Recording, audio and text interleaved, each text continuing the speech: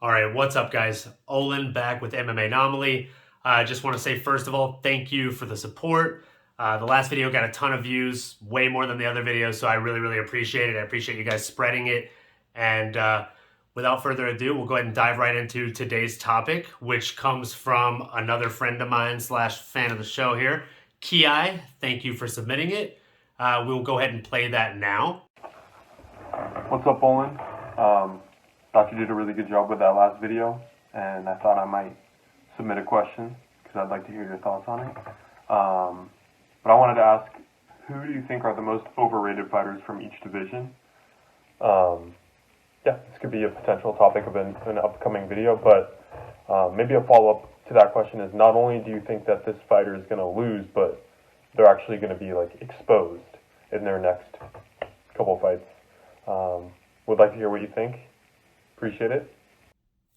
Awesome topic, Keai. So definitely kind of throwing me in the hot seat there, or putting me in the hot seat for sure. So I'm going to go ahead and come right out and say I didn't take the easy route. I could have definitely picked a lot of up-and-comers that not as many people know about, and that would have got me a lot less flack and a lot less hate in the comment section probably, but I welcome it. If you disagree, please leave comments. Let me know what you think and how your opinion differs. So with that being said, I will go ahead and dive right into my thoughts on this. I think jumping right into the different weight classes, flyweight, I combed through, and honestly, it's a really stacked division. Other than Cody Garbrandt, who isn't really a flyweight, there's not really anybody I can throw under that bus and say that I think they're overrated. I do think that isn't a great weight class for Cody Garbrandt. So that being said, I guess Cody Garbrandt is flyweight's choice for obvious reasons. Moving forward into bantamweight, I think I'll definitely get some hate for this. I've bet against him and been wrong a few times already, but Suga Sean O'Malley, I think he's super overrated. He is handpicking his opponents. He's somehow fighting on the main card above Dominic Cruz, and he's fighting an unranked opponent where Dominic Cruz is basically working his way up towards the title right now. So, I mean, you have people like Suga Sean O'Malley that have all of the fame that they have, mostly because of the social media presence that they present and the shtick that they have, like the Tekashi 6ix9ine colored hair and stuff like that. And diving into the second part of Keai's question / topic there, I do think he already was exposed whenever he fought somebody that was actually a better ranked opponent in Chito Vera. Even though he's mentally undefeated, get out of here. So I think when he fights somebody top 10 moving forward, I do think he's going to get exposed somewhat. Moving into the featherweight division, I think, as Chael says, Yair is probably the most overrated. I'm not saying that he's not a great fighter. He is a stellar fighter, but he's been known for ducking opponents. He's been known for not wanting to fight in 5-round fights. Though he did actually pull it off against Max. He lost the fight, but he gained a fan in me. I am a fan of his, but I do think that he's probably the most overrated fighter in a very stacked featherweight division. He's somebody that looks really flashy, like he had the win over Chan Sung Jung, but let's be honest, he was getting dominated in that fight for the most part, up until he did the weird up elbow and got the crazy knockout with 1 second left. So good for him on the wins he has, but I do think that he's probably featherweight's most overrated fighter in the UFC. This next one I know I'm going to get flack for. So here we go. Lightweight division, I have a twofer. So I'm going to say Michael Chandler and Tony Ferguson. Tony Ferguson used to be the boogeyman of lightweight. But if you look at the wins that he has and how those fights were going, they weren't super dominant wins. Like Anthony Pettis was doing really well against him up until he wasn't. Lando Venata almost knocked him out. And again, in the last 3 years, how many wins does he have? Right? He got pieced up by Justin Gaethje. In his last couple fights, he's looked like a shell of his former self. So as much as it hurts to say it, Tony Ferguson is definitely the most overrated, but coming in a close runner-up is Mike Chandler, who has won 1 fight since coming to the UFC. Moving right into welterweight, again, I'll probably get a lot of hate for this, but that's okay. It's my honest opinion. I think the most overrated fighter in all of welterweight is hands down journeyman George Masvidal, right? He's not really even a welterweight. I think if he got a really good nutritionist and went back down to lightweight, he might be a tear. Like he might be a real threat for that belt. But at welterweight, especially the wrestlers, they're just too big and too strong for him, and he can't compete with that strength. And he's always had issues with wrestlers not named Ben Askren in the past. So, other than that crazy good win over Ben Askren that he had, the 5-second flying knee knockout, which, in my humble opinion, if you run that fight 10 times, I think like 8 out of 10 times Ben Askren probably would beat him. So, again, George Masvidal, I always watch his fights. He's fun to watch, but I think he's welterweight's most overrated fighter, hands down. Middleweight, we have, God, I'm going to get so much hate for this entire video. I can already tell.